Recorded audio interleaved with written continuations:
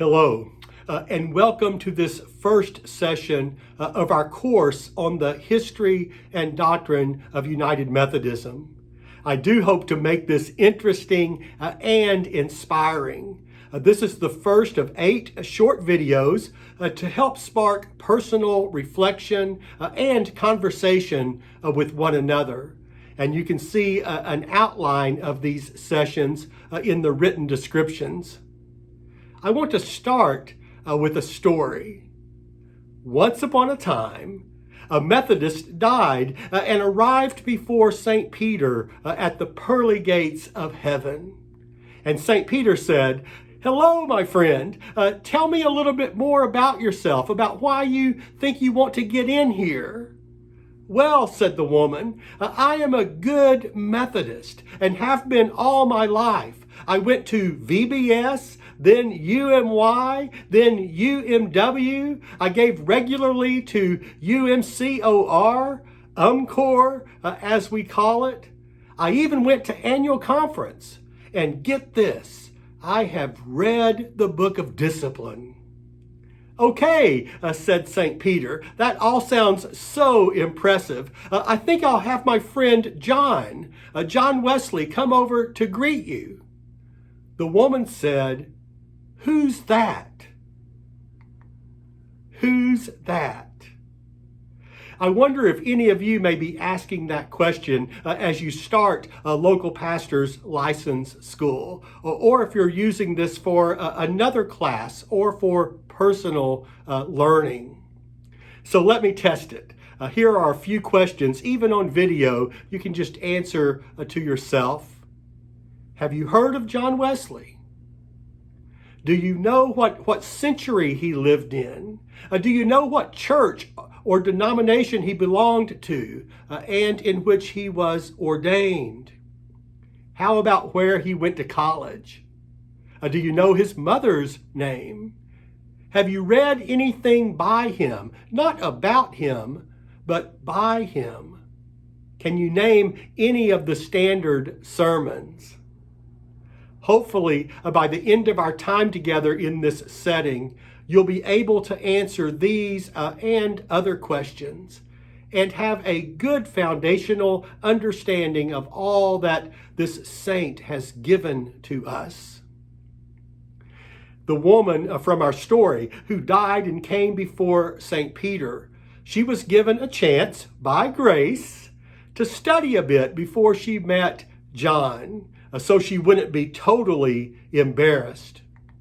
And she discovered that John Wesley was a priest in the Church of England during the 18th century. She also just remembered that she had heard a lot about him, but it had gone to the back of her mind. So she reflected. She reflected some on this particular time in history. The 18th century, the 1700s, this was the beginning of the Industrial Revolution. There was this big shift going on from a rural culture to a more urban industrial culture.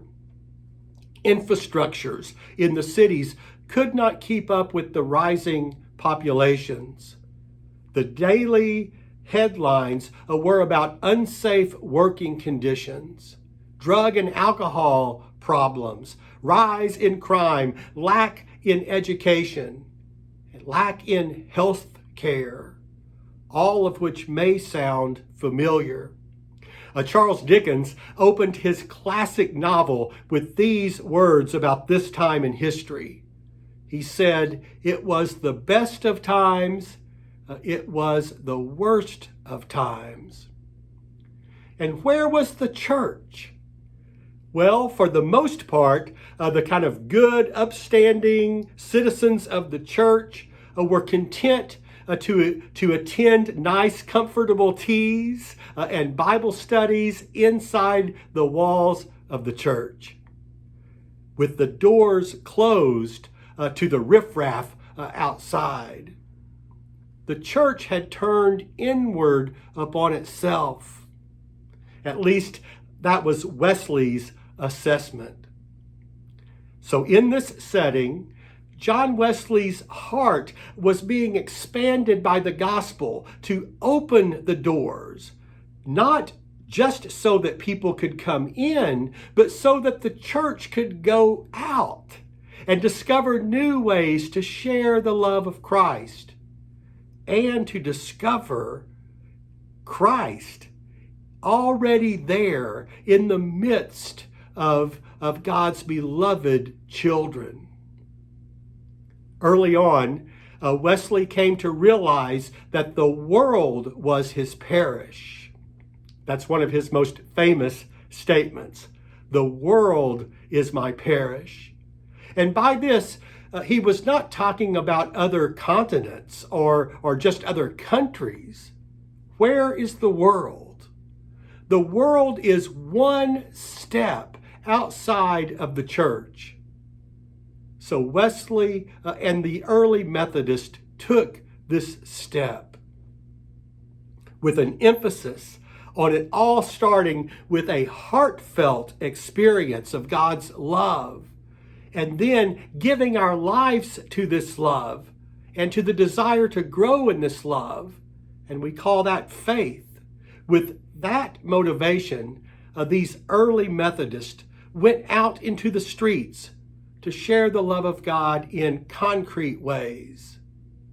In a time when schools were only for the elite, they started schools for all children, held on Sundays. These schools were the forerunners of public education. These early Methodists did the same with health clinics, forming the forerunners for our modern hospitals. More than anything, they would form communities of faith to cultivate places where people could build up one another in love. This movement spread like sacred fire. That's an image from Charles Wesley, the great hymn writer and one of John's brothers. We'll talk more about him as well. This movement spread because it was full of people willing to take this huge risk and take that one step into a crazy and chaotic world. In our story, the woman at the pearly gates started crying when she read these words from John Wesley in an essay entitled The Character of a Methodist. The distinguishing marks of a Methodist are not opinions of any sort, not our assent to this or that scheme of religion. All of that is quite wide of the point. A Methodist is one who has the love of God shed abroad in their heart. God is the joy of their heart and the desire of the soul. Just to finish out our story, this woman at the pearly gates knew this in her heart. This was who she was deep inside. This identity had been formed in her at VBS and UMI and UMW and even at annual conference.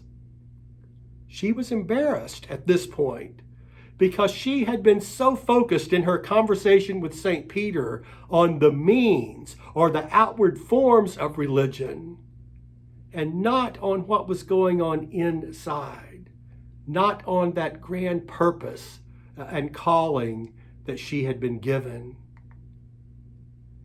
She had neglected to express what was in her heart.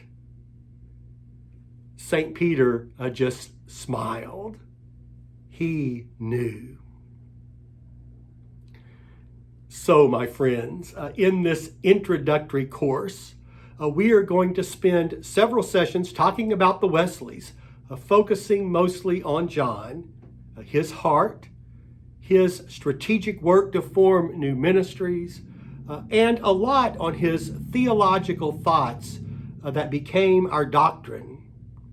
I trust that you will be inspired and formed for your future ministry as a leader in the midst of a congregation and in the body of Christ.